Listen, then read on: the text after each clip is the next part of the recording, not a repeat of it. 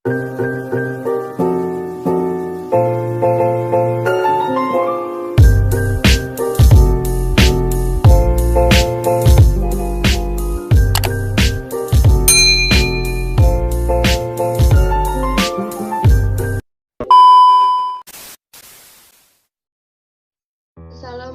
warahmatullahi wabarakatuh. Perkenalkan, nama saya Tamala Zahra dengan NPM 20010810114. Dan di sini saya sebelumnya ingin berterima kasih kepada Ibu Siti Fatimah MPD selaku dosen pengampu di kelas B jurusan Tadris Biologi atas pengajarannya. Dan tidak lupa juga saya ingin berterima kasih kepada rekan-rekan sekalian yang telah meluangkan waktunya untuk melihat dan mendengarkan sebuah video presentasi saya kali ini. Nah, dalam kesempatan saya kali ini, saya ingin melakukan sebuah presentasi yang berjudul tentang penyimpangan tauhid.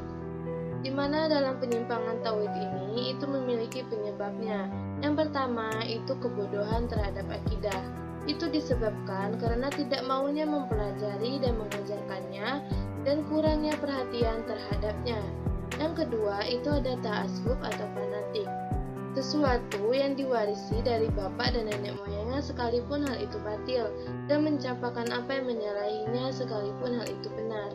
Yang telah difirmankan oleh Allah Subhanahu wa taala dalam surah Al-Baqarah ayat 170 yang berbunyi wa iza qila lahum ittabi'u ma anzalallahu qalu bal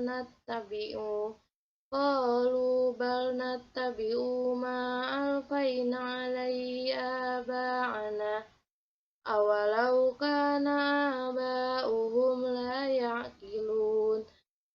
ya'qiluna syai'aw wa la yahtadun, yang artinya, dan apabila dikatakan kepada mereka, ikutilah apa yang telah diturunkan Allah, mereka menjawab, tidak, kami mengikuti apa yang kami dapati pada nenek moyang kami. Padahal, nenek moyang mereka itu tidak mengetahui apapun dan tidak mendapat petunjuk. Dalam penyimpangan tauhid ini, kita akan membahas yang pertama yaitu musyrik. Nah, musyrik ini itu merupakan orang yang mempersekutukan Allah, mengaku akan adanya Tuhan selain Allah, atau menyamakan sesuatu ciptaan Allah dengan Allah, yang contohnya memuja terhadap pohon-pohon, kuburan, tempat keramat, dan berbaiat dengan jin atau sebangsa siluman. Atau juga mempercayai kepada manusia melebihi kepercayaannya kepada Allah Subhanahu wa taala. Yang telah difirmankan oleh Allah Subhanahu wa taala dalam surah Al-Luqman ayat 13 yang berbunyi wa iz qala luqmanu li banihi wa huwa ya'izuhu ya bunayya la tusyrik billah innasyirka la zulmu azim, yang artinya ingatlah Luqman berkata kepada anaknya di waktu ia memberi pelajaran kepadanya, hai anakku, janganlah kamu mempersekutukan Allah, sesungguhnya mempersekutukan Allah adalah benar-benar kezaliman yang besar. Nah, dalam orang musyrik itu kan menjadikan makhluk yang diciptakan Allah ini kan baik yang berupa benda maupun manusia itu kan sebagai Tuhan. Nah, dalam menjadikan beberapa tersebut itu mempunyai bagiannya. Yang pertama itu ada alihah, di mana suatu kepercayaan terhadap benda dan binatang yang menurut keyakinannya itu dapat memberikan manfaat serta dapat menolak bahaya. Kedua itu ada andat, di mana sesuatu perkara yang dicintai dan dihormati melebihi daripada cintanya kepada Allah, sehingga itu dapat membuat memalingkan wajahnya dari melaksanakan ketaatan terhadap Allah dan Rasul-Nya. Yang ketiga itu ada takhut, di mana orang yang ditakuti dan ditaati seperti takutnya kepada Allah atau melebihi rasa takutnya kepada Allah. Keempat itu ada arbab, di mana para pemuka agama itu seperti ulama, ustadz itu suka memberikan fatwa nasihat yang menyalahi ketentuan atau perintah dan larangan Allah dan Rasul-Nya. Yang pembahasan kedua itu tentang syirik, di mana perbuatan menyembah atau menyekutukan sesuatu selain Allah dan itu merupakan dosa besar. Nah, Nah, dalam syirik ini memiliki 3 hal, yaitu menyembah sesuatu selain Allah Subhanahu wa taala, di mana ini merupakan dosa yang paling besar dan tinggi. Karena mereka menyembah seperti benda-benda, patung, batu, kayu, kuburan, bahkan manusia. Nah, mereka itu mempercayai bahwa benda-benda tersebut itu merupakan Tuhan-Tuhan yang dapat mendatangkan kebaikan dan keburukan.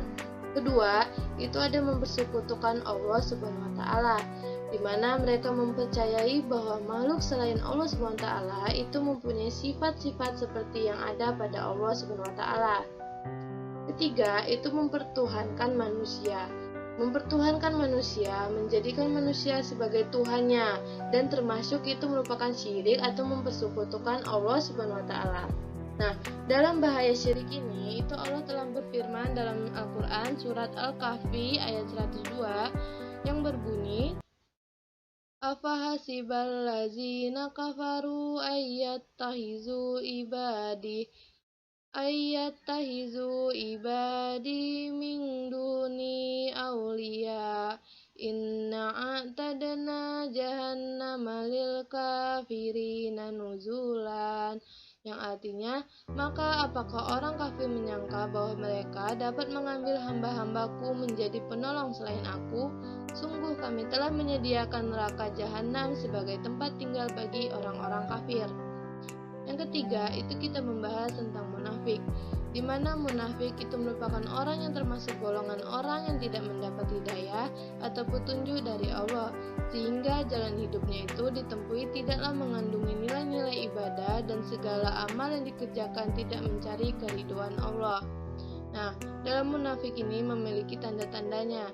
Yang pertama, ingin menipu daya Allah yang telah difirmankan oleh Allah dalam surah Al-Baqarah ayat 8 sampai ayat 9 yang berbunyi, Wa minan nasi may yaqulu amanna billahi wa bil yaumil akhir wa ma hum bimu'minin, yang artinya, dan di antara manusia ada yang berkata, kami beriman kepada Allah dan hari akhir, padahal sesungguhnya mereka itu bukanlah orang-orang yang beriman.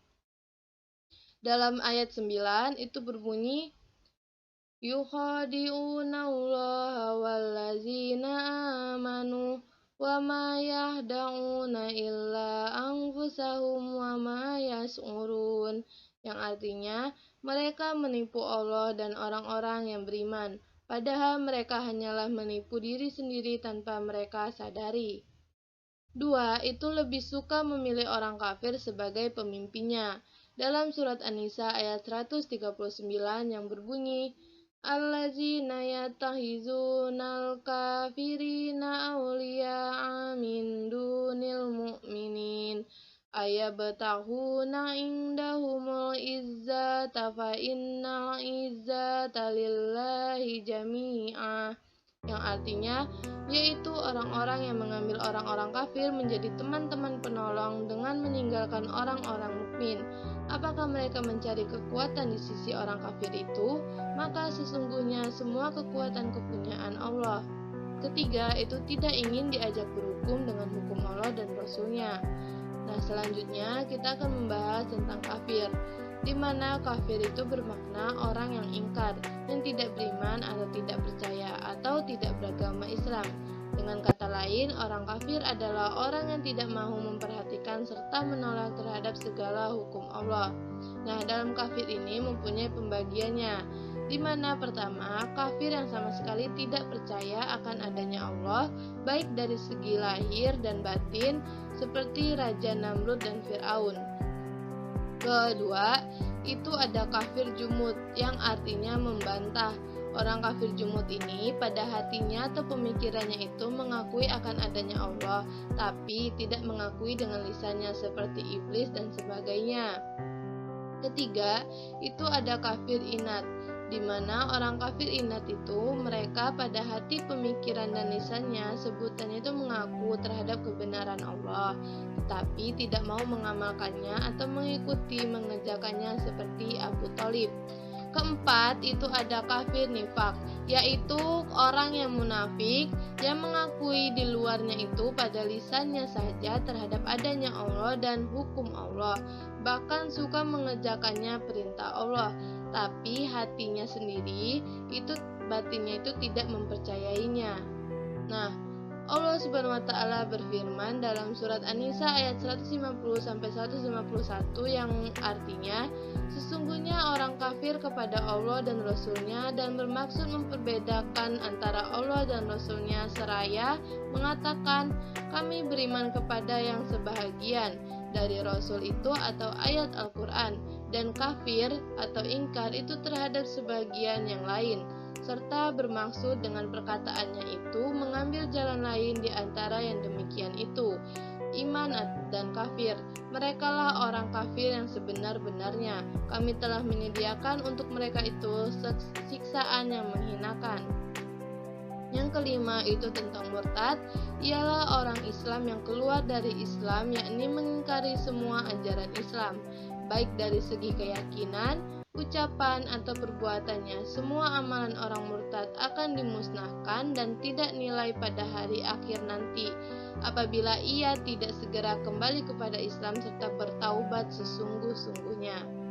Nah, dalam kesimpulan pembahasan tadi, itu bahwa penyimpangan dari akidah yang benar adalah kehancuran dan kesesatan, karena akidah yang benar adalah motivator utama bagi amal yang bermanfaat. Tanpa akidah yang benar, seseorang akan menjadi mangsa bagi persangkaan dan keraguan-keraguan yang lama-kelamaan mungkin menumpuk dan menghalangi dari pandangan yang benar terhadap jalan hidup kebahagiaan. Sehingga hidupnya terasa sempit, lalu ia ingin terbebas dari kesempitan tersebut dengan menyudahi hidup, sekalipun dengan bunuh diri, sebagaimana terjadi banyak orang yang telah kehilangan hidayah akidah yang benar. Bertauhid itu tidak cukup hanya teori, tetapi harus diaplikasikan dalam bentuk sikap dan perilaku sehari-hari. Sekian dalam presentasi saya kali ini, saya akhiri. Wassalamualaikum warahmatullahi wabarakatuh.